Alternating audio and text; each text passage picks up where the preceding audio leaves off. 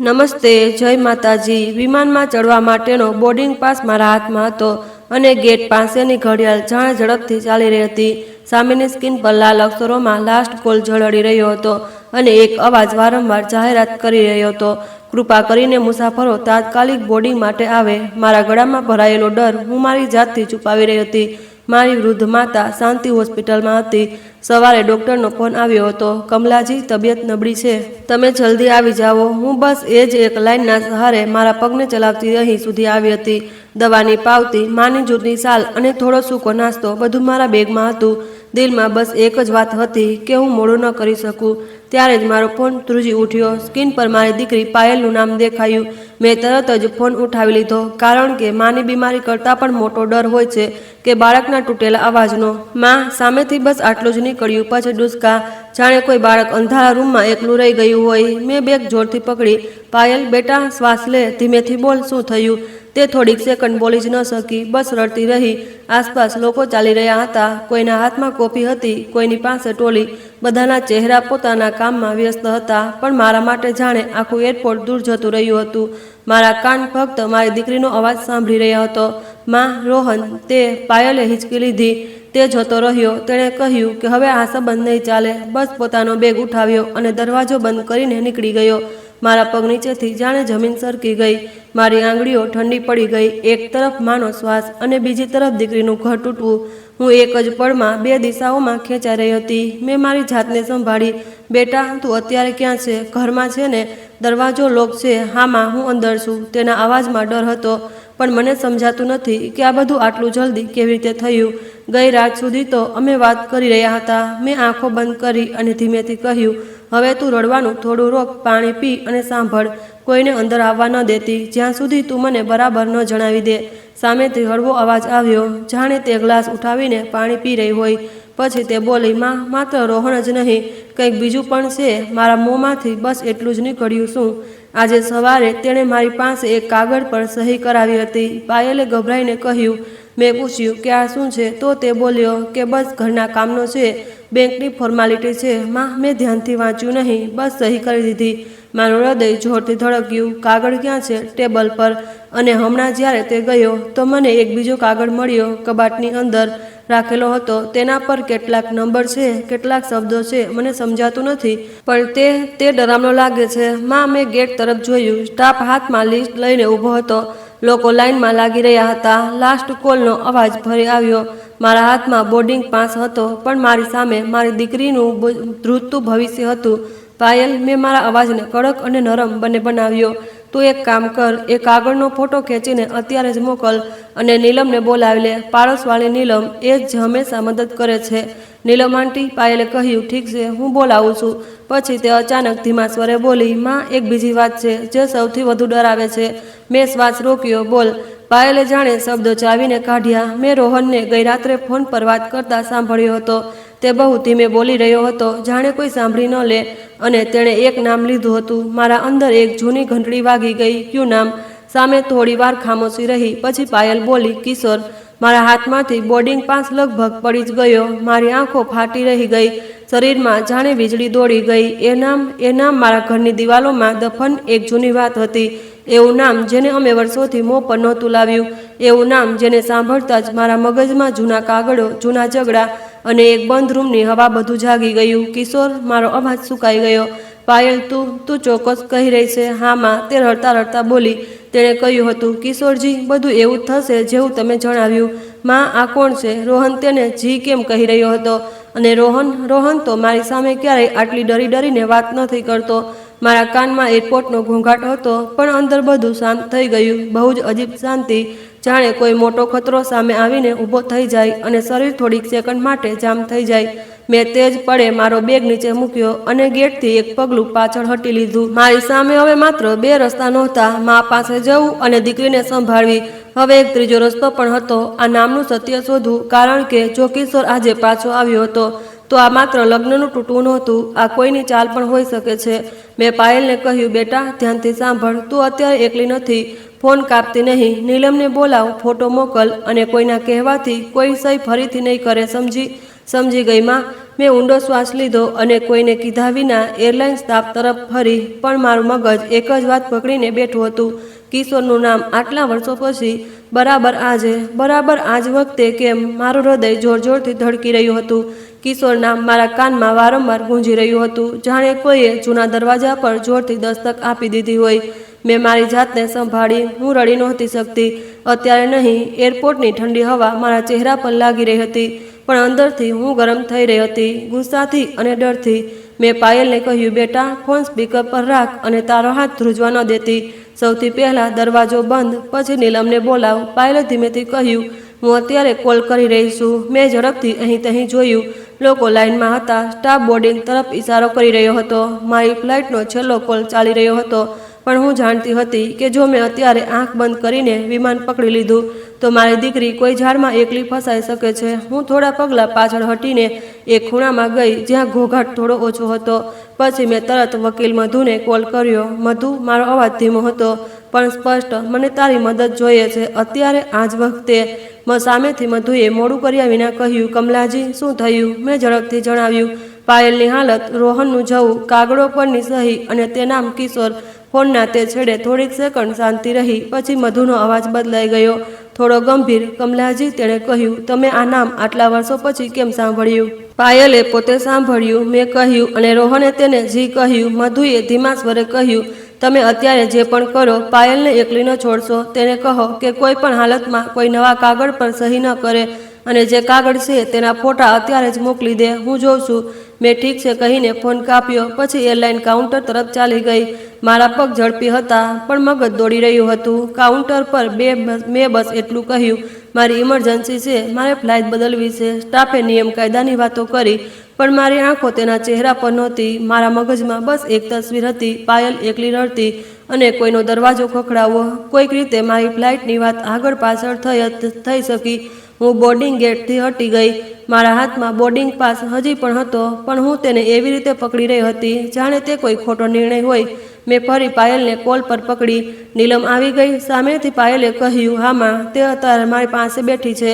તે કહી રહી છે કે હું ગભરાઉં નહીં. મેં રાહતનો શ્વાસ લીધો. સારું, હવે કાગળનો ફોટો મોકલ. થોડીક જ પળોમાં મારા ફોન પર તસવીરો આવવા લાગી. ધૂંધળી હતી કારણ કે પાયલના હાથ ધ્રુજી રહ્યા હતા, પણ મને બેંક ગેરંટી, જવાબદારી જેવા શબ્દો દેખાયા. મારું હૃદય વધુ ભારે થઈ ગયું.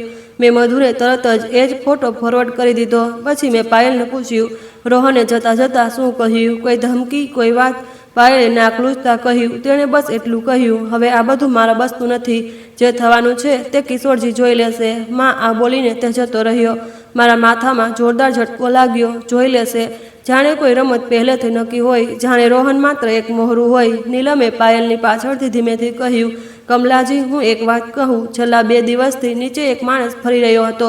હું વિચારી રહી હતી કે કદાચ કોઈ ડિલિવરી વાળો હશે, પણ તે વારંવાર ઉપર જોતો હતો. કેવો માણસ? મેં પૂછ્યું. મધ્યમ કદ, નીલમ બોલી. સાફ કપડાં, પણ આંખો બહુ તેજ, અને તે કોઈની સાથે ફોન પર વાત કરી રહ્યો હતો. મેં નામ નહોતું સાંભળ્યું. મારા પેટમાં અજીબ ગાંઠ બંધાઈ ગઈ. મેં પાયલને કહ્યું, બેટા, બારી પાસે ન જતી, પડદો લગાવી દે. કોઈ પણ અવાજ આવે તો દરવાજો ન ખોલતી. ઠીક છે માં, પાયલ બોલી. હું નહીં ખોલું. ત્યાર પછી થોડીક સેકન્ડ માટે બંને તરફ ચૂપ કીધી હતી. મારા શ્વાસ ભારે હતા. મગજમાં એક પછી એક જૂની યાદો ચાલવા લાગી. આજે સવારે પણ બધું આટલું ઊંધું નહોતું. સવારે જ્યારે અંધારું હળવું હળવું તૂટ્યું હતું, મારો ફોન વાગ્યો હતો. નંબર હોસ્પિટલનો હતો. ડૉક્ટર અરવિંદનો અવાજ આવ્યો હતો, શાંત, પણ તેના શબ્દો ભારે હતા. કમલાજી, તેણે કહ્યું હતું, તમારી માની તબિયત નબળી છે. અમે દવા આપી રહ્યા છીએ, પણ તેમને કોઈ પોતાનાની જરૂર છે. તમે જેટલું જલ્દી આવી શકો આવી જાઓ. મેં બસ એક પળમાં નિર્ણય કરી લીધો હતો. ચૂલા પર ચા મૂકી, ઝડપથી કપડાં કાઢ્યા, બેગમાં દવાની જૂની ફાઇલ રાખી. મેં ભગવાનની સામે એક નાનકડો દીવો પ્રગટાવ્યો હતો અને કહ્યું હતું, બસ માને બચાવી લેજે. ત્યારે જ પાયલનો મેસેજ આવ્યો હતો, માં, બધું ઠીક છે. મેં રાહતનો શ્વાસ લીધો હતો. મને શું ખબર હતી કે એ બધું ઠીક બસ દેખાવ હતો. મેં સવારની એ જ તસવીર યાદ કરી. પાયલના લગ્નમાં રોહન હસી રહ્યો હતો, બહુ મીઠી વાતો કરી રહ્યો હતો, બધાને આદર આપતો હતો, પણ કેટલીક વાતો મારી આંખોમાં ક્યારેય છુપાઈ નથી. તે પૈસાની વાત પર અચાનક ચૂપ થઈ જતો હતો અને ક્યારેક ક્યારેક પાયલ સામે એવું બોલતો જાણે તે નાની હોય. મેં ત્યારે પણ વિચાર્યું હતું કે સમય સાથે ઠીક થઈ જશે, પણ આજે સમય જ ઉલટી રમત રમી ગયો હતો. હું એરપોર્ટની બહાર એક બેન્ચ પર બેસી ગઈ. હાથમાં ફોન હતો, કાનમાં પાયલના શ્વાસ અને માથામાં કિશોરનું નામ હતું જે વર્ષોથી દફન હતું. ત્યારે જ મારા ફોન પર એક નવો મેસેજ આવ્યો. અજાણ્યો નંબર, માત્ર એક લાઈન લખી હતી, કમલા દેવીજી, તમે તમારી મા માટે ઉડાન ન લો, નહીં તો પાયલની જિંદગી બરબાદ થઈ જશે. મારી આંગળીઓ સૂન થઈ ગઈ અને એ જ મેસેજની નીચે એક બીજી લાઈન હતી, નાની પણ ખતરનાક, કિશોર. મારા હાથનો ફોન જાણે પથ્થર બની ગયો. એ અજાણ્યો નંબરનો મેસેજ મારી આંખોમાં ખૂંચી રહ્યો હતો. કમલા દેવીજી, તમે તમારી મા માટે ઉડાન ન લો, નહીં તો પાયલની જિંદગી બરબાદ થઈ જશે. કિશોર.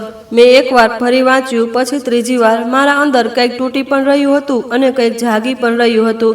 ડર તો હતો, પણ તેનાથી મોટો ગુસ્સો હતો. કોઈની હિંમત કેવી રીતે થઈ કે મારા ઘરની સ્ત્રીઓને આમ ડરાવે? મેં તરત જ એ જ મેસેજ વકીલ મધુને મોકલી દીધો અને કોલ કર્યો. મધુ, મારો અવાજ તૂટી રહ્યો હતો, પણ મેં તેને કાબૂમાં રાખ્યો. આ જુઓ, હવે તે મને સીધો મેસેજ કરવા લાગ્યો છે.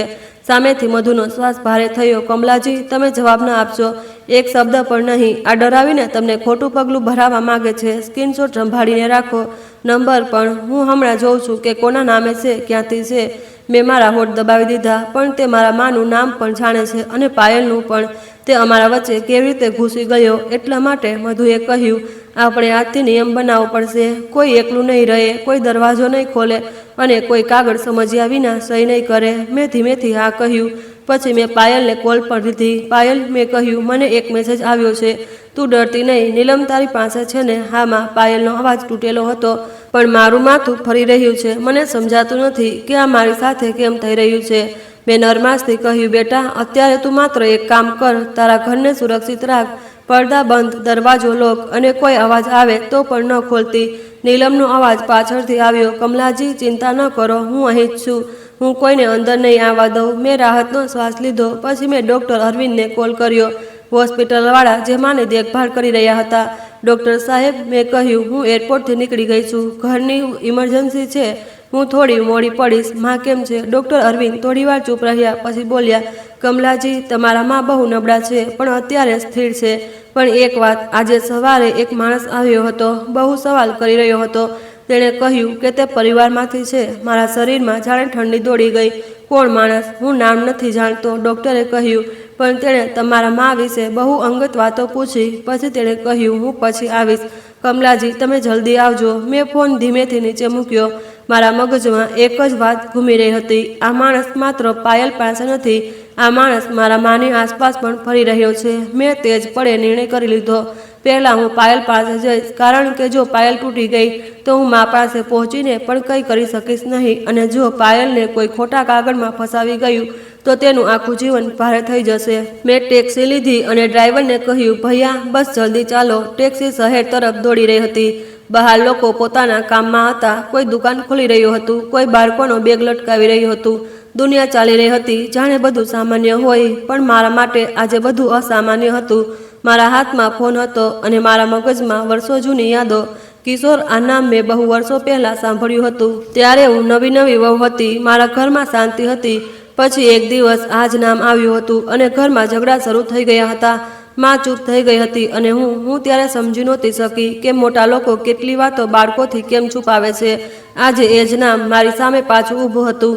ટેક્સી ઊભી રહી. હું પાયલની બિલ્ડિંગ નીચે ઉતરી. મારા શ્વાસ ઝડપી હતા, પણ પગલાં કડક. હું સીડીઓ ચડી અને દરવાજા પર પહોંચતા જ મેં જોયું કે દરવાજા નીચે એક સફેદ કવર દબાયેલું હતું. નીલમે દરવાજો થોડો ખોલીને મને અંદર ખેંચી લીધી, પછી તરત લોક કરી દીધો. તેની આંખો ડરેલી હતી. કમલાજી, તેણે કહ્યું, તમારા આવવાના 10 મિનિટ પહેલાં કોઈ માણસ આવ્યો હતો. તેણે બેલ વગાડી, બોલ્યો કે જરૂરી કાગળ છે. અમે ન ખોલ્યો. તે થોડીવાર ઊભો રહ્યો, પછી આ કવર નીચે સરકાવીને જતો રહ્યો. પાયલ સોફા પર બેઠી હતી. તેના ગાલ ભીના હતા, હાથ ધ્રુજી રહ્યા હતા. મને જોઈને તે ઉઠી અને એવી રીતે વીંટળાઈ ગઈ જાણે નાની બાળકી તેની માને પકડે. માં, તે બસ આટલું જ બોલી શકી. મેં તેને જોરથી પકડી. હું આવી ગઈ છું બેટા, હવે કોઈ તને એકલી નહીં કરે. પછી મેં કવર ઉઠાવ્યું. અંદર એ જ ભાષા હતી, બેંક ગેરંટી રકમ, અને એક જગ્યાએ પાયલનું નામ. પાયલની સહીની કોપી પણ લગાવેલી હતી, જાણે કોઈએ સાબિત કરવા માંગ્યું હોય કે હવે તું ફસાઈ ચૂકી છે. મારા પેટમાં આગ લાગી ગઈ. મેં પાયલનો ચહેરો ઉપર ઉઠાવીને કહ્યું, જો આ લોકો તને ડરાવીને નબળી કરવા માંગે છે, જેથી તું ફરીથી સહી કરી દે, પણ આપણે નહીં કરીએ. નીલમ બોલી. કમલાજી, નીચે ગાર્ડ કહી રહ્યો હતો કે તે માણસ બહુ આરામથી જતો રહ્યો, જાણે તેને ખબર હોય કે અમે શું કરીશું. મેં તરત મધુને વિડીયો કોલ કર્યો અને કાગળ બતાવ્યા. મધુએ જોતા જ કહ્યું, કમલાજી, આ બહુ ખતરનાક રમત છે. આ લોકો ઈચ્છે છે કે પાયલ જવાબદારી લઈ લે, જેથી પછી પૈસા ન આપવા પર ઘર જમીન સુધી હાથ નાખી શકે. પાયલની આંખો ફેલાઈ ગઈ. ઘર જમીન કોની? મેં કંઈ ન કહ્યું. મારી નજર બસ એક નાના નિશાન પર ટકી ગઈ. કાગળના ખૂણામાં એક જૂની સીલ જેવું હતું અને તેના પર એક નામ અડધું ભૂસાયેલું હતું.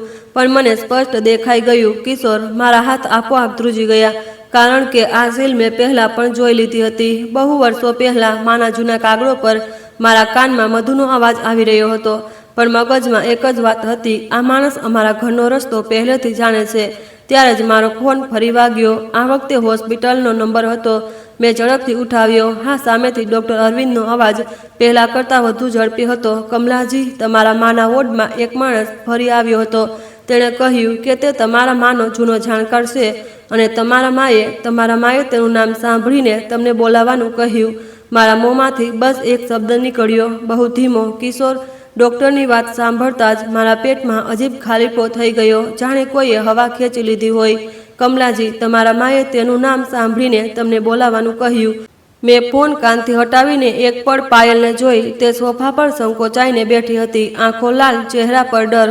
નીલમ તેના ખભા પર હાથ મૂકીને તેને શાંત કરવાની કોશિશ કરી રહી હતી. મારી માં હોસ્પિટલમાં અને અહીં મારી દીકરી એક કાગળી ઝાડમાં. મેં મારા અંદરની ગભરાહટને બહાર ન આવવા દીધી. હું સીધી થઈ. મેં ડૉક્ટરને કહ્યું, ડૉક્ટર સાહેબ, મારા માં હમણાં કેમ છે? તે માણસ હજી વોર્ડમાં છે શું? અત્યારે બહાર ગયો છે, ડૉક્ટરે કહ્યું, પણ તે ફરી આવી શકે છે. કમલાજી, હું સુરક્ષા વધારી દઉં છું, તમે જલ્દી આવો, પણ સાવધાનીથી. મેં ઠીક છે કહ્યું અને કોલ કાપી દીધો. પછી મેં તરત વકીલ મધુને ફોન કર્યો. મધુ, મેં ઝડપી અને સ્પષ્ટ અવાજમાં કહ્યું, મારા માના વોર્ડમાં કિશોર નામવાળો માણસ આવ્યો છે, ડૉક્ટરે કહ્યું છે, અને પાયલના ઘરે પણ તેની સીલવાળા કાગળ આવ્યા છે. આ બંને વાતો જોડાયેલી છે. મધુએ મોડું કર્યા વિના કહ્યું, કમલાજી, હવે આપણે બે કામ સાથે સાથે કરીશું. એક, પાયલ સુરક્ષિત રહેશે. બે, કાગળોનું સત્ય બહાર આવવું જોઈએ. મેં કહ્યું, તમે જણાવો, મધુ બોલી. પહેલાં ઘરની અંદરની સુરક્ષા, બીજું બહારની જાણકારી. શું તમારી પાસે રોહનનું કોઈ ઓળખપત્ર, તેનું ઓફિસનું સરનામું, કોઈ જૂનું ફોર્મ છે? પાયલ મારી તરફ જોયું, જાણે તેને યાદ આવ્યું. તેણે ધીમેથી કહ્યું, તેની ફાઇલ બેડરૂમના કબાટમાં છે, પણ મેં હાથ નથી લગાવ્યો. મેં નીલમને કહ્યું, નીલમ, તું પાયલ પાસે બેસ, હું બસ 2 મિનિટમાં ફાઇલ કાઢીને લાવું છું. પાયલ, તું શ્વાસ ધીમા રાખ. હું બેડરૂમમાં ગઈ, કબાટ ખોલ્યું. હાથ હળવા ધ્રુજી રહ્યા હતા, પણ મેં મારી જાતને કડક રાખી. ફાઇલ મળી ગઈ. તેમાં કેટલાક કાગળ હતા, વીમો, કેટલીક રસીદો અને એક જૂનું કવર જેના પર બેંકનું નામ હતું. મેં તે બધું બહાર લાવીને ટેબલ પર મૂક્યું. મધુ વિડીયો કોલ પર હતી. મેં કેમેરો કાગળો પર ફેરવ્યો. મધુએ કહ્યું, રોકો, આ કવરની પાછળ જે નંબર છે તેનો ફોટો સાફ મોકલો. મેં ફોટો ખેંચીને મોકલી દીધો. પછી મધુએ એક બીજી વાત કહી, કમલાજી, તમે હમણાં બેંક નહીં જશો, ન તમે કોઈને જણાવશો કે તમે શું જાણો છો. આ લોકો ભાગી શકે છે. અમને પહેલાં પુરાવા જોઈએ. મેં ઠીક છે કહ્યું. પછી મેં પાયલ તરફ જોયું. તે પોતાના જ હાથોને જોઈ રહી હતી, જાણે તે હાથ તેના ન હોય. હું તેની પાસે બેસી ગઈ. મેં તેનું કપાળ સ્પર્શ્યું. બેટા, તે જે સહી કરી તે ભૂલ હોઈ શકે છે, પણ ભૂલનો મતલબ એ નથી કે જિંદગી ખતમ. આપણે ઠીક કરીશું. પાયલનો અવાજ બહુ નાનો થઈ ગયો. માં, જો મેં ઘરના પેપર, કંઈ પણ, જો બધું બગાડી દીધું તો? મેં તેના હાથને મારા હાથમાં દબાવ્યો. તે કંઈ નથી બગાડ્યું. જેણે છેતરપિંડી કરી તેણે બગાડ્યું, અને હવે તેનો વારો છે. નીલમે ધીમેથી પૂછ્યું, કમલાજી, નીચે ગેટ પર શું જણાવીએ? જો તે માણસ ફરી આવ્યો તો? મેં એક શ્વાસ લીધો. કોઈને દરવાજો નથી ખોલવાનો. ગાર્ડને કહી દો કે જો કોઈ કાગળ આપવા આવે તો તેની પાસે નામ લખાવો કે અને ત્યાં જ રોકી દે, અને જો તે જોર કરે તો પોલીસને કોલ કરે.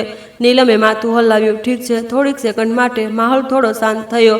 એ જ ધીમી પળ હતી જેમાં દિલ થોડું સંભાળાય છે. મેં પાયલ માટે પાણી કાઢ્યું. નીલમે તેને બિસ્કિટ આપ્યું. પાયલે એક કોળિયો લીધો, પછી રોકાઈ ગઈ. આંખો ફરી ભરાઈ આવી. ત્યારે જ દરવાજા પર બહાર હળવો અવાજ આવ્યો, જાણે કોઈ ધીમેથી બેલ વગાડી રહ્યું હોય. એક વાર, પછી બીજી વાર. અમે ત્રણેય એકબીજાને જોવા લાગ્યા. નીલમે ધીમા અવાજે કહ્યું, મેં તો કોઈને બોલાવ્યા નથી. બેલ ફરી વાગી, આ વખતે લાંબી. મેં પાયલનો હાથ પકડીને તેને પાછળ કરી. તું અંદર જા અત્યારે. પાયલ ધ્રુજતી ઉઠી. નીલમ મારી પાછળ ઊભી થઈ ગઈ. હું દરવાજા પાસે ગઈ, પણ સાંકળ ન ખોલી. મેં બસ પૂછ્યું, કોણ? બહારથી એક માણસનો અવાજ આવ્યો, બહુ શાંત, બહુ વિશ્વાસપાત્ર, જાણે તે અહીંનો પોતાનો હોય. મેડમ, હું બેંકમાંથી છું. જરૂરી કાગળ છે, અત્યારે સહી થઈ જાય તો સારું છે, નહીં તો મોડું થઈ જશે. મારું દિલ ધબકી ગયું. બેંકમાંથી મેં અવાજ કડક રાખ્યો. કઈ બેંક? નામ જણાવો. બહાર થોડી પણ ચૂપકીદી રહી. પછી એ જ અવાજ આવ્યો, હવે થોડો ધીમો, જાણે તે હસી રહ્યો હોય. નામથી શું થશે? કમલા દેવીજી, તમે તો મને ઓળખો જ છો. મારી ગરદન પાછળ રૂવાડા ઊભા થઈ ગયા.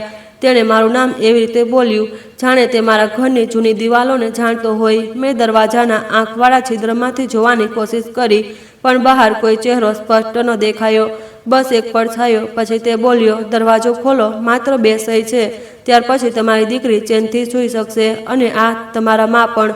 મારા અંદર કંઈક તૂટીને ગુસ્સામાં બદલાઈ ગયું. મેં ધીમેથી કહ્યું, નીલમ, પોલીસ નંબર ડાયલ કર અત્યારે. નીલમે ફોન કાઢ્યો જ હતો કે બહારવાળાએ અચાનક એક કાગળ દરવાજા નીચેથી સરકાવી દીધો. કાગળ અમારા પગ પાસે આવીને રોકાયો. મેં તેને ઝૂકીને ઉઠાવ્યો નહીં, બસ તેના ઉપર લખેલું પહેલું વાક્ય વાંચી લીધું. કારણ કે અક્ષર મોટા હતા. તમારી પાસે માત્ર 30 મિનિટ છે. અને તેના નીચે બહુ નાનું પણ સ્પષ્ટ, કિશોર. મેં તે કાગળ મારા હાથમાં નહોતા ઉઠાવ્યો, છતાં તેના શબ્દો મારા પગ પાસે આગની જેમ સળગી રહ્યા હતા. તમારી પાસે માત્ર 30 મિનિટ છે. નીલમે ફોન કાન પર લગાવ્યો જ હતો કે મેં તેનો હાથ હળવો દબાવ્યો. ધીમે બોલ, ગભરાતી નહીં, બસ સાચું જણાવ. નીલમે પોલીસને જણાવ્યું કે એક માણસ વારંવાર બેલ વગાડી રહ્યો છે, પોતાને બેંકવાળો કહી રહ્યો છે, અને ધમકી આપીને કાગળ સરકાવી ગયો છે. તેણે અમારું સરનામું અને બિલ્ડિંગનું નામ પણ જણાવી દીધું. સામેથી અવાજ આવ્યો કે પેટ્રોલિંગવાળી ટીમ મોકલી રહ્યા છે. પાયલ બેડરૂમના દરવાજા પાસે ઊભી હતી. આંખોમાં ડર હતો, જાણે કોઈએ તેના ઘરની દિવાલો પર પાર્કિંગ કરી દીધી હોય. હું તેની પાસે ગઈ અને તેના બંને હાથ મારા હાથમાં લઈ લીધા. પાયલ, મારી તરફ જો. મેં ધીમેથી કહ્યું, અત્યારે તું માત્ર એક વાત સમજ, ડર તને નબળી કરશે, અને આજ તો તેઓ ઈચ્છે છે, એટલે આપણે ડરીશું નહીં. તેથી દાઢી ધ્રુજી. માં, તે કોણ છે જે તમારું નામ આમ બોલી રહ્યો હતો? મેં તરત જ જવાબ ન આપ્યો, કારણ કે મારા અંદર પણ એ જ સવાલ ઘૂમી રહ્યો હતો, માત્ર અલગ શબ્દોમાં. તે અમારા સુધી પહોંચ્યો કેવી રીતે? મેં ફોન કાઢ્યો અને વકીલ મધુને સ્પીકર પર લીધી. મધુ, તે માણસ દરવાજા પર આવ્યો હતો. કાગળ છોડી ગયો છે. 30 મિનિટ લખ્યું છે, અને નીચે કિશોર. મધુનો અવાજ વધુ કડક થઈ ગયો. કમલાજી, દરવાજો બિલકુલ ન ખોલશો, અને જે કાગળ નીચે છે તેનો ફોટો ખેંચો. સમય પણ દેખાવો જોઈએ. ફોનમાં સ્ક્રીનશોટ રાખો. આ પુરાવો છે. મેં ઘડિયાળ જોઈ. મિનિટ ખરેખર ભાગી રહી હતી. હવે મધુએ કહ્યું, પાયલના ફોનમાં બેંકવાળા કોઈ મેસેજ આવ્યા, કોઈ ઓટીપી, કોઈ કોલ. પાયલે ધ્રુજતા હાથે પોતાનો ફોન ઉઠાવ્યો. નીલમ તેની પાસે બેસી ગઈ. પાયલે ઇનબોક્સ ખોલ્યું, કોલ લોગ જોયો, પછી તેની આંખો ફેલાઈ ગઈ. માં, તેનો અવાજ સરી ગયો. હમણાં બેંકનો મેસેજ આવ્યો છે. શું લખ્યું છે? મેં પૂછ્યું. પાયલે વાંચ્યું, તમારી વિનંતી પર દસ્તાવેજ ચકાસણી અને સાંજે 4 વાગ્યે પ્રક્રિયા પૂરી. તેનો શ્વાસ તૂટી ગયો. માં, મેં કોઈ વિનંતી નથી કરી. મારા અંદર એક ઠંડી લહેર દોડી ગઈ. 4 વાગ્યે અને 30 મિનિટ. આ કોઈ ટાઈમર જેવું હતું, જાણે કોઈ કામ નક્કી હતું. બસ હવે છેલ્લો ધક્કો જોઈતો હતો. મધુએ તરત કહ્યું, કમલાજી, અત્યારે બેંક હેલ્પલાઇન પર કોલ કરો. છેતરપિંડીની ફરિયાદ નોંધાવો. ખાતા અને કોઈ પણ પ્રક્રિયાને તરત રોકવા બોલો. પાયલ કંઈ પણ શેર નહીં કરે. ઓટીપી, પિન, કંઈ પણ નહીં. મેં મોડું કર્યા વિના બેંકનો નંબર લગાવ્યો. અવાજો આવ્યા, વિકલ્પો આવ્યા. પછી કોઈએ ફોન ઉઠાવ્યો. મેં સીધું સ્પષ્ટ કહ્યું, મારી દીકરીના નામે પરવાનગી વિના પ્રક્રિયા ચાલી રહી છે. અમને ધમકી મળી છે. તરત બ્લોક કરો અને ફરિયાદ નોંધાવો. સામેવાળાએ કેટલાક સવાલ પૂછ્યા. નામ, ઓળખ. મેં જવાબ આપ્યા. પછી તેણે કહ્યું, અમે તમારા ખાતા પર અસ્થાયી રોક લગાવી દીધી છે. તમારે બ્રાન્ચ જઈને લેખિત ફરિયાદ આપવી પડશે. આ ફરિયાદ નંબર નોટ કરી લો. મેં તરત નંબર લખી લીધો. મારા હાથ ધ્રુજી રહ્યા હતા, પણ લખાણ સાફ રહ્યું, કારણ કે આવા સમયે નાની વસ્તુ માંડ મોટું કામ કરે છે. કોલ કપાતા જ મેં પાયલને જોઈ. તે જાણે એક સાથે રાહત અને ડર બંને અનુભવી રહી હતી. રાહત કે કંઈક રોકાયું, ડર કે પછી શું થશે. નીલમે પડદા વધુ કસીને બંધ કરી લીધા. કમલાજી, ગાર્ડને પણ કહી દીધું છે કે નીચે ગેટ બંધ રાખે. મેં માથું હલાવ્યું. પછી મેં દરવાજા નીચે પડેલા કાગળનો ફોટો ખેંચ્યો. તેને ઉઠાવ્યા વિના સમય પણ કેદ થઈ ગયો, પુરાવા પણ. થોડીવાર પછી બહાર પગલાંનો અવાજ આવ્યો. પછી ગાર્ડનો અવાજ, મેડમ, પોલીસ આવી ગઈ છે. 2 પોલીસવાળા ઉપર આવ્યા. મેં તેમને પૂરું જણાવ્યું. બેલ, અવાજ, કાગળ, ધમકી અને તે નામ. તેમને કાગળ ઉઠાવીને પ્લાસ્ટિક ફોલ્ડરમાં રાખ્યા અને બોલ્યા, અમે નીચે ગેટ પર પણ જોઈ લઈએ છીએ. સીસીટીવીથી ઓળખ થઈ શકે છે. તમે લોકો દરવાજો બંધ રાખજો. જ્યારે તેઓ ગયા, ઘરમાં થોડો શ્વાસ આવ્યો. એ જ નાનકડી પળ જે માણસ પાણી પીવે છે, પોતાના હાથોને જોઈને યાદ કરે છે કે તે હજી પણ જીવતો છે. મારા અંદર એક બીજી આગ સળગી રહી હતી. મારી માં. મેં ડૉક્ટર અરવિંદને એ વાત યાદ કરી. વોર્ડમાં એ જ માણસ આવ્યો હતો અને મારા માએ તેનું નામ સાંભળીને મને બોલાવવાનું કહ્યું હતું. મેં પાયલના માથા પર હાથ ફેરવ્યો. બેટા, નીલમ તારી સાથે રહેશે. પોલીસ નીચે છે. મધુ પણ થોડી વારમાં આવી જશે. હું અત્યારે હોસ્પિટલ જાઉં છું મા પાસે. પાયલ ગભરાઈને ઉઠી. માં, તમે અત્યારે ન જશો. તે માણસ મેં તેની આંખોમાં જોયું એટલા માટે જ જાઉં છું, કારણ કે તે ત્યાં પણ છે. નીલમે પાયલને પકડીને બેસાડી. પાયલ, માં જે કરી રહી છે તે સાચું કરી રહી છે. તું બસ શાંત રહે. મેં બેગ ઉઠાવ્યો અને નીકળી પડી.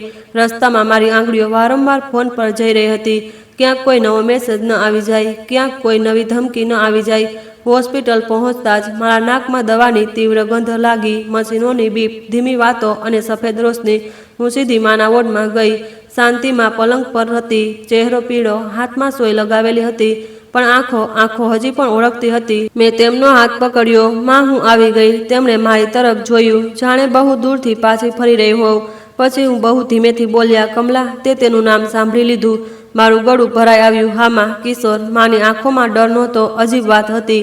તેમાં પસ્તાવો હતો, જાણે તે કંઈક વર્ષોથી અહીં આ દિવસ ટાળતી રહી હોય. તેમણે તકિયા નીચે હાથ નાખ્યો અને એક નાનકડી કપડાની પાઉચ કાઢી. પછી મારા હાથ પર મૂકી દીધી. પાઉચ ભારે નહોતો, પણ તેનું વજન મને પહાડ જેવું લાગ્યું. મેં ખોલ્યું. અંદર એક જૂની ચાવી હતી અને એક ફાટેલા ફોટોનો નાનો ટુકડો. ચહેરો આખો નહોતો દેખાઈ રહ્યો, બસ કિનારાનો ભાગ. માએ બહુ મુશ્કેલીથી કહ્યું, આ ચાવી મારા બક્સાની જે ઘરની પાછળ. આટલું બોલતા જ તેમણે ખાંસી આવી ગઈ. ડૉક્ટર અરવિંદ તરત પાસે આવ્યા. કમલાજી, તેમને આરામ જોઈએ. ધીમે બોલો. મેં માનો હાથ ન છોડ્યો. માં, તમે આરામ કરો, હું સમજી ગઈ. પણ એ જ વખતે નર્સ ઝડપથી આવી. તેના ચહેરા પર ગભરાહટ હતી. મેડમ, હમણાં રિસેપ્શન પર એક માણસ આવ્યો હતો. તે તમારા માની ફાઇલ માંગી રહ્યો હતો. કહી રહ્યો હતો કે હું પરિવારમાંથી છું. મારા પેટમાં ફરી એ જ ઠંડી ઉતરી ગઈ. તેણે પોતાનું નામ જણાવ્યું. નર્સે માથું હલાવ્યું. હા, તેણે કહ્યું. કિશોર. મારા હાથમાં એ જૂની ચાવી ખસાઈ ગઈ અને એ જ પળે મારો ફોન વાગી ઉઠ્યો. પાયલનો કોલ. મેં ઉઠાવ્યો તો સામેથી પાયલની ગભરાયેલી ચીસ નીકળી. માં, રોહન પાછો આવી ગયો છે અને તે એકલો નથી. પાયલનો અવાજ મારા કાનમાં ધ્રુજી રહ્યો હતો. માં, રોહન પાછો આવી ગયો છે અને તે એકલો નથી. મારા હાથમાં માનું આપેલું નાનકડું પાઉચ હતું. તેમાં એ જૂની ચાવી મારી હથેળીમાં ખૂંચી રહી હતી, જાણે યાદ અપાવી રહી હોય કે હવે સમય બહુ ઓછો છે. મેં મારો અવાજ બહુ શાંત રાખ્યો, જેથી પાયલ વધુ ડરી ન જાય. પાયલ, મારી વાત સાંભળ. દરવાજો ન ખોલતી, બિલકુલ પણ નહીં. તું અત્યારે આ સેકન્ડે બેડરૂમમાં જા, અંદરથી લોક કર. નીલમને સાથે રાખ. માં, તે બહાર બોલી રહ્યો છે કે બસ વાત કરી લો. અને તેની સાથે એક માણસ છે સૂટમાં. પાયલના શ્વાસ ઝડપી થઈ રહ્યા હતા. મેં તરત કહ્યું, તું પડદો બંધ કર, બારી પાસે ન જતી, અને ફોન સ્પીકર પર રાખ. હું અત્યારે પોલીસને કોલ કરું છું. મેં નર્સને ઇશારાથી કહ્યું. 1 મિનિટ, અને વોર્ડની બહાર નીકળી આવી. પછી મેં પોલીસવાળા નંબર પર કોલ કર્યો, એ જ જે પહેલાં ઘરે આવ્યા હતા. મેં ઝડપથી જણાવ્યું, મારી દીકરીના દરવાજા પર એ જ માણસ ફરી આવ્યો છે. તેની સાથે એક બીજો માણસ પણ છે. તરત ટીમ મોકલો. સામેથી જવાબ મળ્યો, મેડમ, અમે મોકલી રહ્યા છીએ. તમે દીકરીને અંદર રહેવા બોલો. મેં શ્વાસ લીધો. પછી વકીલ મધુને કોલ કર્યો. મધુ, રોહન પાયલના ઘરે આવ્યો છે અને એક માણસ સાથે છે અત્યારે. મધુએ રોકાયા વિના કહ્યું, કમલાજી, પાયલે રેકોર્ડિંગ ઓન રાખવા બોલો. જો તે બહારથી કંઈ બોલે તો આવાજ રેકોર્ડ થઈ જશે અને તે માણસ જે સૂટમાં છે હોઈ શકે કે તે પોતાને બેંક કલેક્શન જણાવે, પણ ઓળખ વિના અને નોટિસ વિના ઘરમાં કોઈ નહીં જાય. મેં તરત પાયલને કહ્યું, ફોનમાં રેકોર્ડિંગ ચાલુ કર અને જે પણ તે બોલે બસ સાંભળ. જવાબ ન આપતી. પાયલના શ્વાસ ફોનમાં સ્પષ્ટ સંભળાઈ રહ્યા હતા. પછી બહારથી રોહનનો અવાજ આવ્યો, બહુ મીઠો, બહુ નકલી. પાયલ, દરવાજો ખોલો. હું લડવા નથી આવ્યો, બસ વાત કરવી છે. જુઓ, મારી સાથે સરજી છે, આ બેંકવાળા છે. બધું આજે જ ક્લિયર થઈ જશે. મારી દીકરીનો અવાજ તૂટીને નીકળ્યો. રોહન, તે મારી સાથે આ કેમ કર્યું? રોહને તરત શબ્દ બદલી દીધા. મેં કંઈ નથી કર્યું પાયલ. બસ કેટલા કાગળ છે, તું સહી કરી દઈશ તો બધું ઠીક, નહીં તો પછી તારા માને પણ પરેશાની થશે. આ સાંભળતા જ મારા અંદર ગુસ્સો ઉઠ્યો. તેણે મારું નામ વચ્ચે ઘસડ્યું, જેથી ડર પેદા થાય. બરાબર એ જ રમત. તેની સાથે જે માણસ હતો તેનો અવાજ પણ આવ્યો, ધીમો, ભારે, બહુ વિશ્વાસપાત્ર. મેડમ, અમે માત્ર ફોર્માલિટી માટે આવ્યા છીએ. તમે સહયોગ કરશો તો સારું છે, નહીં તો પ્રક્રિયા આગળ વધશે. મેં દાંત ભીંચ્યા. પ્રક્રિયા? એ જ શબ્દ જે મેસેજમાં હતો, એ જ ટાઈમરવાળો દબાણ. મેં પાયલને ધીમેથી કહ્યું, તું એક શબ્દ પણ નહીં બોલે, પોલીસ આવી રહી છે. પાયલે બહુ ધીમેથી કહ્યું, માં, તે દરવાજા પર કંઈક ચોંટાડી રહ્યો છે. રોહન બહાર બોલી રહ્યો હતો. હું આ નોટિસ લગાવી રહ્યો છું. પાયલ પછી ન કહેતી કે જણાવ્યું નહીં. મારા પેટમાં ફરી એ જ ઠંડી ઉતરી ગઈ. નોટિસ, જેથી ડર વધે, જેથી હાથ ધ્રુજે, જેથી સહી થઈ જાય. મેં ફોન કાનથી હટાવીને ડૉક્ટર અરવિંદને શોધ્યા અને ઝડપથી કહ્યું, ડૉક્ટર સાહેબ, મારા માની સુરક્ષા વધારો. જે માણસ ફાઇલ માંગી રહ્યો હતો તેને વોર્ડ પાસે ન આવવા દેશો અને હોસ્પિટલની સિક્યોરિટીને બોલો તેના વિશે લેખિત નોંધ બનાવી દે. ડૉક્ટરે માથું હલાવ્યું. ચિંતા ન કરો, હું કરું છું. હું પાછી મા પાસે ગઈ. માની આંખો અડધી બંધ હતી, પણ જાણે તે મને જોઈ રહી હતી. મેં તેમનો હાથ પકડ્યો. માં, મેં બહુ ધીમે કહ્યું, આ ચાવી ક્યાં બક્સાની? માએ બહુ મુશ્કેલીથી ધીમા અવાજે કહ્યું, ઘરની પાછળ, રસોડાની પાછળ, માટી તેના નીચે, લોખંડનું. આટલું બોલીને તે થાકી ગઈ. હું સમજી ગઈ, હવે મારે તે બક્સા સુધી પહોંચવું છે, કારણ કે જે પણ સત્ય છે તે ત્યાં જ બંધ છે, અને જો કિશોર ત્યાં સુધી પહોંચી ગયો તો આપણે બધા મોડું કરી દઈશું. મેં નર્સને કહ્યું, મારા મા પર ધ્યાન રાખજો, હું પાસે જ જઈ રહી છું. હોસ્પિટલથી નીકળતી વખતે મારા ફોન પર મધુનો મેસેજ આવ્યો, કમલાજી, જે પણ મળે પહેલાં ફોટો, પછી હાથ, પુરાવો જરૂરી છે. મેં માથું હલાવ્યું, જાણે તે મારી સામે હોય. માનું જૂનું ઘર હોસ્પિટલથી વધુ દૂર નહોતું. હું ઝડપી પગલાંથી ત્યાં પહોંચી દરવાજો ખોલ્યો તો અંદર એ જ જૂની ગંધ, હળદર, ધૂપ અને જૂના લાકડાના ફર્નિચરની. ઘર શાંત હતું, પણ મને લાગી રહ્યું હતું જાણે દિવાલો પણ સાંભળી રહી હોય. હું સીધી પાછળ ગઈ. રસોડાની પાછળનો ભાગ, ત્યાં માટી થોડી કડક હતી, જાણે કોઈએ પહેલાં પણ ખોદ્યું હોય. મારા હાથ ધ્રુજ્યા, પણ મેં ઘૂંટણીએ બેસીને માટી હટાવી. થોડી વારમાં મારી આંગળીઓને ઠંડી ધાતુ લાગી. લોખંડનો નાનકડો બક્સો. મેં ચાવી કાઢી, લોકમાં નાખી. એક પળ માટે મારું દિલ રોકાયું. જો આ ખાલી નીકળ્યું તો? ક્લિક, તાળું ખુલી ગયું. મેં ઢાંકણું ઉઠાવ્યું તો અંદર જૂના કાગળો હતા. જમીનના કાગળ, એક જૂનું રજિસ્ટર, કેટલીક રસીદો અને સૌથી ઉપર એક જાડું કવર, જેના પર મારા જ હાથનું લખાણ જેવું લખેલું હતું, કમલાના નામે. માત્ર ત્યારે ખોલજે જ્યારે કિશોર પાછો આવે. મારો શ્વાસ અટકી ગયો. મારા હાથ એ કવર પર થંભી ગયા. સામે ફોન પર પાયલના શ્વાસ હજી પણ ચાલી રહ્યા હતા, અને દૂર ક્યાંક પોલીસના સાયરનની હળવી હળવી અવાજ પણ આવવા લાગી. મેં કવર ફેરવ્યું અને ત્યારે જ અંદરથી એક જૂના ફોટોનો આખો ટુકડો બહાર સરકી ગયો. એ જ ફાટેલા ફોટોને બાકીનો ભાગ. ફોટામાં એક ચહેરો સ્પષ્ટ દેખાઈ રહ્યો હતો, અને તે ચહેરો જોતાં જ મારું આખું શરીર સૂન પડી ગયું, કારણ કે તે ચહેરો, મેં તેને ઓળખી લીધો. ફોટો મારી આંગળીઓમાં સરકતો રહ્યો, પણ મારી આંખો તેનાથી હટી જ નહોતી રહી. ચહેરો સાફ હતો, ઉંમર ઓછી, પણ આંખોની એ જ તેજ ધાર, એ જ હળવી ત્રાંસી મુસ્કાન, જે કોઈની સામે મીઠી લાગે અને પાછળથી ડરાવી દે. આ કિશોર જ હતો. મને યાદ આવ્યું, શું બહુ વર્ષો પહેલાં, જ્યારે હું નાની હતી, માના ઘરમાં એક માણસ આવતો હતો. બધા તેને કિશોર ભૈયા કહેતા હતા. પછી એક દિવસ ઝઘડો થયો, બહુ મોટો. માં રડી રહી હતી, અને ત્યાર પછી એ નામ પર ઘરમાં તાળું લાગી ગયું હતું, જાણે તે નામ બોલવાથી પણ કોઈ આફત આવી જશે. હું ત્યારે નાની હતી. મને બસ એટલું જણાવવામાં આવ્યું હતું કે તે હવે નથી, પણ તે હતો, અને આજે તે પાછો આવ્યો હતો. મેં ધ્રુજતા હાથે કવર ખોલ્યું. અંદર એક ચિઠ્ઠી હતી, જૂની શાહીમાં લખાયેલી. મારી માના લખાણમાં. તેમાં લખ્યું હતું કે કિશોરે વર્ષો પહેલાં ઘર, જમીનના કાગળોમાં છેતરપિંડી કરી હતી. તેણે મા પાસે સહી કરાવવાની કોશિશ કરી હતી. માએ ડરીને કેટલાક કાગળ બચાવી લીધા હતા, અને બાકીની વાત કોઈને નહોતી જણાવી, જેથી ઘર તૂટી ન જાય. માએ લખ્યું હતું કે જો કિશોર ક્યારે પાછો ફરે તો તે બીમારી, નબળાઈ કે એકલતાનો ફાયદો ઉઠાવશે, અને સૌથી સહેલો રસ્તો હશે ઘરની નવી પેઢીને ફસાવવી. મારા પગ નીચે જાણે બધું સાફ થઈ ગયું. રોહનનો મીઠો ચહેરો, બેંક, ફોર્માલિટીની વાતો, પાયલના ધ્રુજતા હાથ, ધમકીવાળો ટાઈમર, હોસ્પિટલમાં ફાઇલ માંગવી, બધું એક જ દોરીથી બંધાયેલું હતું. મેં તરત વકીલ મધુને વિડીયો કોલ કર્યો અને કવરની ચિઠ્ઠી બતાવી દીધી. મધુની આંખો તેજ થઈ ગઈ. કમલાજી, તેણે કહ્યું, આ બહુ મોટો પુરાવો છે. હવે આપણે સીધા પોલીસને આપીશું, અને બેંકમાં પણ લેખિત ફરિયાદ સાથે તેને જોડીશું. એ જ પળે મારા ફોન પર પાયલનો અવાજ ફરી આવ્યો, આ વખતે થોડો તૂટેલો, પણ ચીસ નહીં. માં, પોલીસ આવી ગઈ છે. રોહન ગભરાઈ ગયો છે. તે કહી રહ્યો છે કે મેં કંઈ નથી કર્યું, અને સૂટવાળો માણસ ભાગવા લાગ્યો હતો, પણ ગાર્ડે રોકી લીધો. મેં આંખો બંધ કરીને એક પળ શુક્ર કર્યો. ઠીક છે બેટા, તું બસ શાંત રહે. તેમને કહે કે રેકોર્ડિંગ અને બધા મેસેજ પોલીસને આપી દે. હું પણ હમણાં પુરાવા લઈને આવું છું. હું સીધી હોસ્પિટલ પાછી ફરી. ડૉક્ટર અરવિંદને રસ્તામાં જ મેસેજ કરી દીધો, હું પાછી આવી રહી છું. સિક્યોરિટી ઓન રાખજો. હોસ્પિટલની બહાર પોલીસની એક ગાડી ઊભી દેખાઈ. મારા દિલની ધડકન તેજ થઈ ગઈ. વોર્ડ પાસે સુરક્ષા વધેલી હતી. નર્સે મને જોઈને કહ્યું, મેડમ, તે માણસ ફરી આવ્યો હતો, પણ સિક્યોરિટીએ તેને બહાર રોકી દીધો. મેં ઝડપી પગલાં ભર્યા. ત્યારે જ કોરિડોરના બીજા છેડે મને એક માણસ દેખાયો. સૂટમાં નહીં, પણ સાફ કપડાં, એ જ તેજ આંખો, એ જ ચાલ. તે મને જોતાં જ રોકાઈ ગયો. જાણે ઓળખી ગયો કે હું હવે ખાલી હાથે નથી. તેણે બહુ ધીમેથી કહ્યું, કમલા, તે આટલું મોટું હટાણું થવા દીધું. મારી કરોડરજ્જુમાં ઠંડી ઉતરી ગઈ, પણ હું પાછળ ન હટી. મેં કહ્યું, હા, અને તે ખરાબ બનવામાં મોડું ન કર્યું. તે હસ્યો. તું હજી પણ ડરે છે, જેમ તારા માં ડરતી હતી.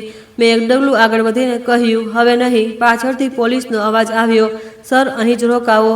તે માણસ પલટીને ચાલવા લાગ્યો, પણ બે પોલીસવાળા આગળ આવી ગયા અને તેણે ખોટી શાંતિથી કહ્યું, હું તો પરિવારનો છું. ત્યારે જ મારી માં શાંતિ પથારીમાંથી હળવી ઉઠી. તેમનો અવાજ નબળો હતો, પણ શબ્દ બહુ સ્પષ્ટ હતા. પરિવારનો હોત તો મારી બીમારીમાં દવા પૂછત, કાગળ નહીં. તેની આંખ એક પળ માટે ડગમગી, જાણે કોઈએ તેની ઢાલ તોડી નાખી હોય. મેં પોલીસને તે ચિઠ્ઠી, તે ફોટો અને તે ચાવીની આખી વાત જણાવી. ડૉક્ટર અરવિંદે જણાવ્યું કે તેણે ફાઇલ માગવાની કોશિશ કરી હતી. નર્સે જણાવ્યું કે તે વારંવાર રિસેપ્શન પર ફરી રહ્યો હતો. આ બધું મળીને એક આખો નકશો બની ગયો. પોલીસે તેના ફોનની તપાસ શરૂ કરી અને સૌથી મોટો ઝટકો ત્યારે લાગ્યો જ્યારે એ જ ફોનમાં રોહનની કોલ રેકોર્ડિંગ અને કેટલાક મેસેજ મળ્યા, જ્યાં સ્પષ્ટ દેખાઈ રહ્યું હતું કે રોહન અને તે બેંકવાળો માણસ, આ બંને આના કહેવાથી જ પાયલ પાસે સહી કરાવવા આવ્યા હતા. સામે પાયલના ઘરેથી પણ પોલીસે પુરાવા મોકલ્યા. રોહનના અવાજની રેકોર્ડિંગ, ધમકીવાળી નોટિસ અને સીસીટીવીમાં એ જ માણસ જે ફરી નીચે આવી રહ્યો હતો. હવે બચવાનો રસ્તો ઓછો થઈ ગયો હતો. પોલીસે કિશોરને કસ્ટડીમાં લીધો. રોહનને પણ પોલીસ સ્ટેશન લઈ જવામાં આવ્યો. સૂટવાળો માણસ જે પોતાને બેંકવાળો જણાવી રહ્યો હતો, તેની ઓળખ નીકળી. તે બેંકનો કર્મચારી હતો જ નહીં. જ્યારે તે બંને બહાર લઈ જવામાં આવ્યા, પાયલનો કોલ આવ્યો. તેના અવાજમાં પહેલીવાર શ્વાસ હતો. માં, મને લાગી રહ્યું છે કે હું બચી ગઈ. મારી આંખો ભરાઈ આવી, પણ મેં અવાજ મજબૂત રાખ્યો. બચી નથી બેટા, તે પોતાને બચાવી. તે દરવાજો ન ખોલ્યો, તે સહી ન કરી, તે મદદ માંગી. પાયલ થોડી સેકન્ડ ચૂપ રહી, પછી બોલી, માં, હું રોહનથી અલગ થઈ જઈશ. હવે હું ડરીને જીવવા નથી માંગતી. મેં કહ્યું, બિલકુલ, અને આપણે બેંકમાં લેખિત ફરિયાદ આપીશું. જે પણ કાગળ ખોટા છે તેને રોકવામાં આવશે. મધુ બધું સંભાળશે. તું બસ સત્ય સાથે ઊભી રહે. મેં માનો હાથ પકડ્યો. શાંતિજીની આંખોમાંથી આંસુ નીકળ્યા, પણ ચહેરા પરનો બોજ હળવો હતો. તેમણે ધીમેથી કહ્યું, મેં બહુ વર્ષો પહેલાં ડરીને સત્ય છુપાવ્યું. આજે તે ડર સામે સત્યને ઊભું કરી દીધું. મેં તેમના માથા પર હાથ મૂક્યો. હવે આરામ કરો માં. હવે કોઈ કાગળ તમને અડી પણ નહીં શકે. એ રાત્રે હોસ્પિટલની બારી બહાર શહેરની લાઇટો સળગી રહી હતી. મારા અંદર પહેલીવાર શાંતિ આવી, કારણ કે મેં સમજી લીધું હતું કે પરિવારને બચાવવાનો મતલબ માત્ર સાથે રહેવું નથી હોતું. ક્યારેક ક્યારેક ખોટા માણસની વિરુદ્ધ ઊભા રહેવું પણ હોય છે. અને જો તમને આ કહાની પસંદ આવી હોય તો વિડીયોને લાઇક કરજો. ચેનલ પર નવા હો તો ચેનલને સબસ્ક્રાઈબ કરજો. ધન્યવાદ.